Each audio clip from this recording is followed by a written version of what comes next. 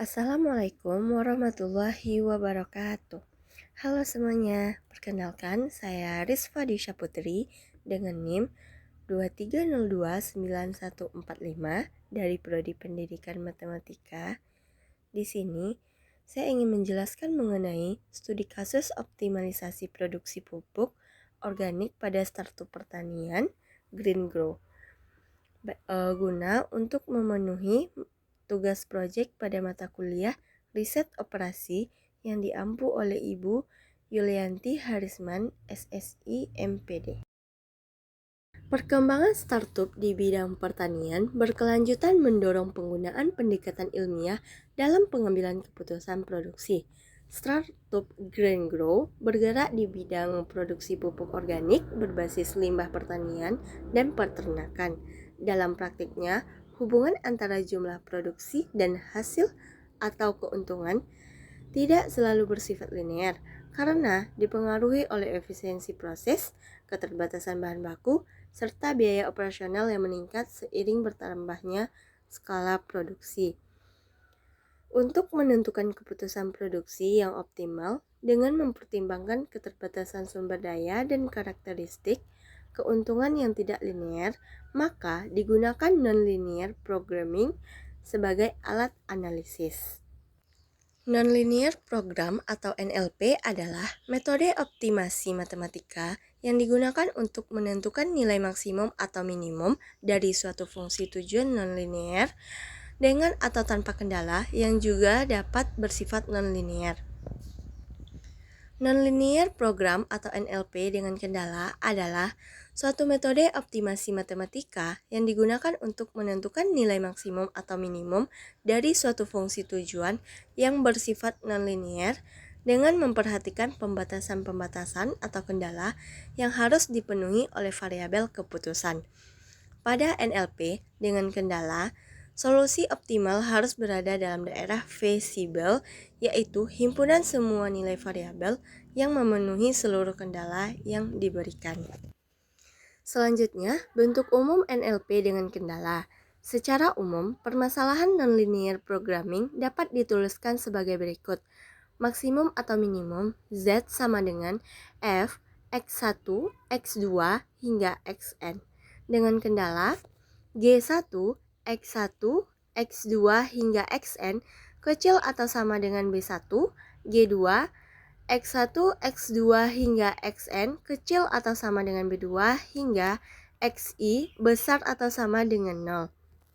Di mana Z merupakan fungsi tujuan atau keuntungan biaya, Xi merupakan variabel keputusan, Gx merupakan fungsi kendala, dan B batas sumber daya. Di sini juga terdapat studi kasus, yaitu startup Green Grow memproduksi dua jenis pupuk organik, yang mana X sama dengan jumlah pupuk organik cair dan Y sama dengan jumlah pupuk organik padat. Keuntungan harian dinyatakan dengan fungsi nonlinear, Z sama dengan 50X ditambah 40Y dikurang 0,5X kuadrat dikurang Y kuadrat. Kendala yang dihadapi, keterbatasan bahan baku, di mana X besar atau sama dengan 0, Y besar atau sama dengan 0, dan non-negativitas X besar atau sama dengan 0, Y besar atau sama dengan 0. Selanjutnya yaitu penyelesaian, yang mana langkah pertamanya menentukan fungsi tujuan. Tujuan perusahaan adalah memaksimalkan keuntungan sehingga maksimal Z sama dengan 50X ditambah 40Y dikurang 0,5X kuadrat dikurang Y kuadrat. Yang kedua, langkah kedua menentukan kendala, di mana kendalanya X ditambah 2Y kecil atau sama dengan 80.